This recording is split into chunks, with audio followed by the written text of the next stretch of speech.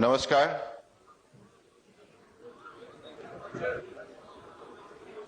आज की इस कार्यक्रम के प्रेरणा स्रोत देश की यशस्वी प्रधानमंत्री और हम सबके अति प्रिय नेता परम आदरणीय नरेंद्र मोदी जी, उत्तर प्रदेश की माननीय मुख्यमंत्री योगी आदित्यनाथ जी,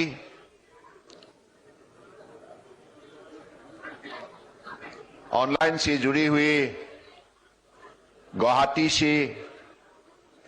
हमारी असम के मुख्यमंत्री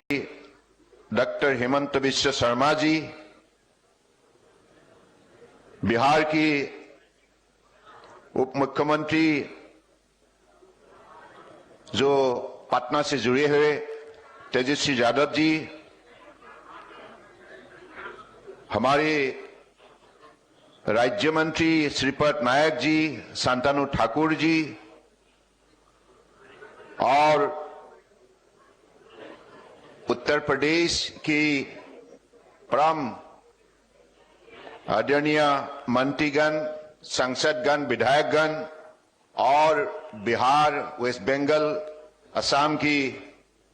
परम आदरणीय मंत्रीगण, सांसदगण, विधायकगण और मेरे प्यारे भाइयों और बहनों और हमारे पत्रकार बंधु, सबसे पहले मैं आप सबको इस पवित्र नगरी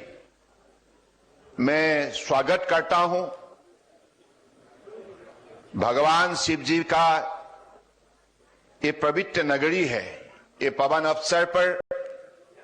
हम लोग सब एकत्रित हुए हैं। हमारे देश की आदर्शवादी नेता प्रधानमंत्री मोदी जी के नेतृत्व में आज देश दुनिया की एक सर्वश्रेष्ठ राष्ट्र बनने जा रहा है और इसी अवसर पर हम लोगों ने एक नई कदम मोदी जी के मार्गदर्शन से, उनकी दिखाई हुई दिशा से आप शुरू होने जा रहा है। आप सबको मालूम है पिछले 8 साल के अंदर देश की में बसे हुए जलमार्ग को शक्ति देने का और इस जलमार्ग के जरिए देश को आगे बढ़ाने का जो मोदी जी ने कदम उठाई है, इसके वजह से आज हमें ये सुनहरा मौका मिला है कि गंगा को ब्रह्मपुत्र से जोड़ने का, बांग्लादेश होकर ये जो सफर, ये कोई मामूली सफर नहीं है। ये सफर में हमें कई रास्ता दिखाई देती है, हमें कई मौका इस देशवासियों को देने में ये सफर तय करते हैं। खास करके एक तो जलमार्ग में बसे हुए शक्ति, संपदा और संभावना को उजागर करना और इसके जरिए देशवासियों को अपने अर्थव्यवस्था को मजबूत बनाने के लिए मौका देना, सही दिशा देना और दूसरे पड़ोसी राष्ट्र से जलमार्ग के जरिए हमारे दोस्ती को बढ़वा देना और माननीय प्रधानमंत्री जी के जो सपने हैं, एक्ट ईस्ट पॉलिसी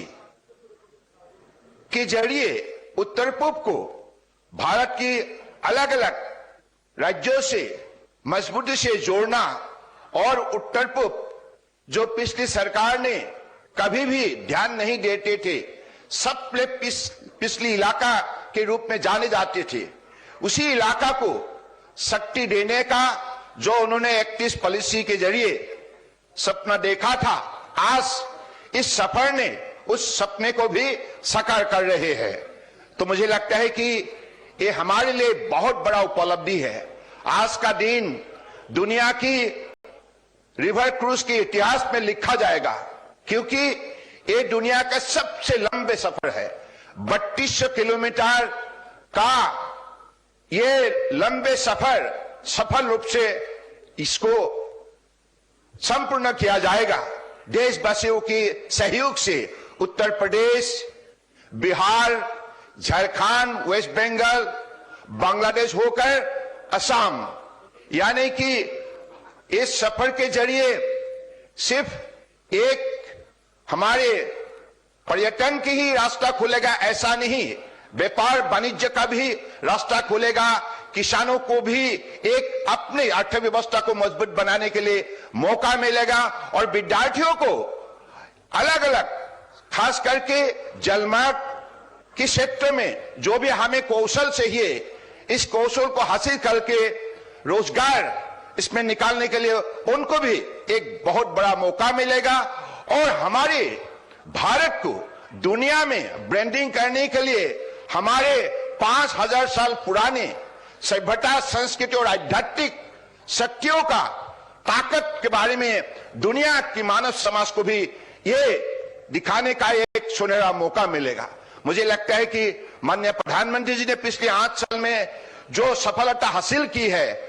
देशवासियों को आत्मनिर्भर बनने के लिए जो शक्ति दी है, जो मनोबल दी है, इसके वजह से आज देश जाग उठा है और देश ने मन बना लिया है अगले 25 साल के अंदर इसी देश को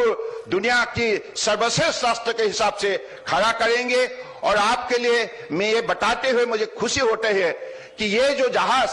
ये आत्मनिर्भर भारत का ही नमूना है, क्योंकि ये जहाज देश के अंदर बनी है,